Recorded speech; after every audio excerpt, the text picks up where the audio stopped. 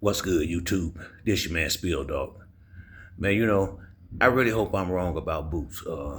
Me and one of the fellows was talking about it yesterday, and he was telling me you just gotta be patient. And like I told him, it ain't that I ain't patient. It's just that you know, uh, he in his prime right now. These his prime years. He's 28 years old. He got 34 fights, and he's probably at his athletic power, instincts.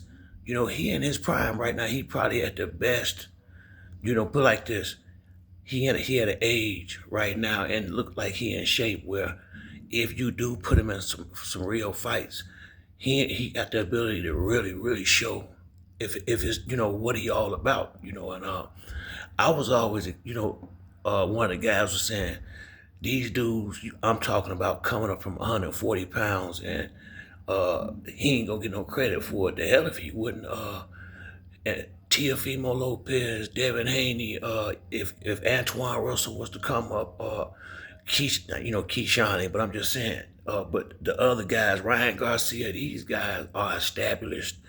Well, not Ryan Garcia, but Teofimo Lopez and Devin Haney are established champions, two division champions that's been on a pound for pound list pretty much for the last couple of years. So, and if you go back, I'm gonna find it and repost it. I made a video before Devin fought Ryan Garcia, and I felt like I said I think Devin was gonna be Boots' first real test. I said I felt like he was gonna be the one to have the courage to go in there and accept that fight with Boots. But come to find out, he ain't the only one. Like Teofimo been screaming loud that he want to fight, and I think I heard something about they trying to go back and get the Virgil Ortiz fight for 154. I straight up don't have no problem with that. If he move to 154 and he fighting Virgil Ortiz, I'm good with that. I'm good with that. And here's the other thing, like people talking about I'm hating on Boots. No, I ain't, because I would have picked him in every one of them fights that these guys was trying to get him in. I would have picked him against Devin Haney. I would have picked him against Teofimo Lopez.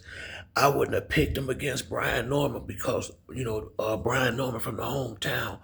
But if I'm being honest, Boots, as far as he got the experience, height, reach, he got a lot of he would definitely be a clear favorite in that fight. I would be trying to bank on Brian Norman's power and consistency. He fight really pretty much consistent all through the fight, but it wasn't like I was thinking Boots was gonna go ahead and be getting beat up by a bunch of dudes. Now Brian Norman, that's my guy right there, but truth be told, Boots is he's supposed to be the next dude. And I mean, you look at him, you see it. It ain't like you don't see it. And here's the thing, I just don't understand why now move up.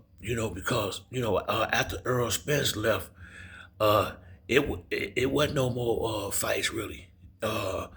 Not no big fights for him at 147 once Spence and Crawford left, unless it was gonna be Virgil Ortiz. We was talking about dudes like Rashidi Ellis, Stanionis, them them dudes ain't top level fighters. Them just solid fighters.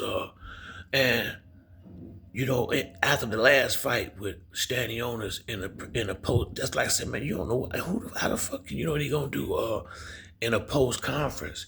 He was ripping the YouTubers and the reporters, saying that he was weight drained. He was like he wasn't weight drained. He was on, he basically bottom line. He was saying he ain't having no problems making 147 pounds. So, and this is only in April. It ain't like this was a year ago when he said the shit. This was in April when he fought Stanionis. He said it. Brian Norman and his father said it. That they had made, like a verbal agreement for the most part. That if he got past the Sasaki fight, they was gonna be this time they was gonna go ahead. Now, to boost defense, they bagged out one time, they could bag out again, but this time was different because Eddie said him and Bob Arum done discussed this, and they was just waiting. And it do make sense because I think that's probably what messed up the fight with Devin and Ryan. When you scheduling a big fight and you already got a fight in front of you. It don't make no sense. And that's all Brian Norman kept saying, because he could have lost the fight. He was like, let me win the fight. Then if everything go good in the fight, he said everything sounded great.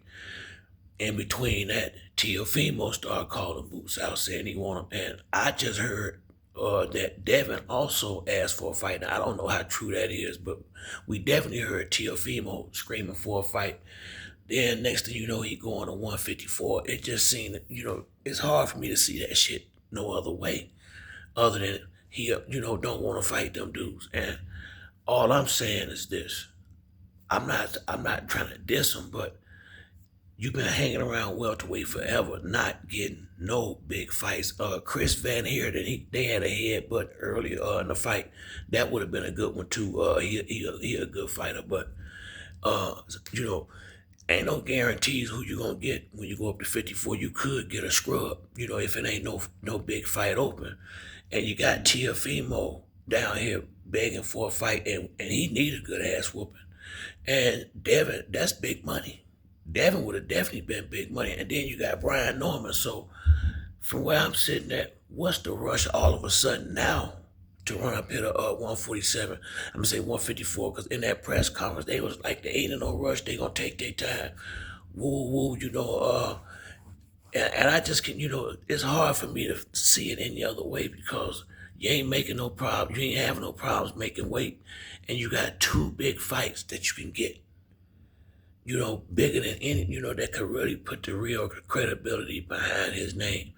I don't see why he don't at least take the Tiafimo fight and dust him off, but like he said, he worried about underperforming. One of the guys came in the comment section was telling me why. But see, it's hard for me to believe that when I hear you say out your own mouth that before he fought Stanley on that Tuesday, he was already on weight. He said the day before the weigh-in, he ate a sandwich or something like that. So clearly, it ain't hurting him to make weight. That's what he said in the press conference. So it just, I mean, it look hella suspect, it do, man. And I just hope, I want to be wrong about this. Honestly, I do. I want to see the boy be top dog out there, but you got to start fighting. And shit, he finna leave a lot of unfinished business at 147 pounds. And I can't see why you hang around this long. Soon as some good fights, good winnable fights too, come to the division, you take off. So I don't know. It's hard for me to know what the hell to believe, straight up. But I do. You can look at him and tell you're a good, solid fighter. I just hope one day, you know, uh, I don't know, man. I just hope one day we can see him really fight some fighters that's really on the level he on, and just see how he look with another elite level fighter across the ring from him. But that's it for me on this video.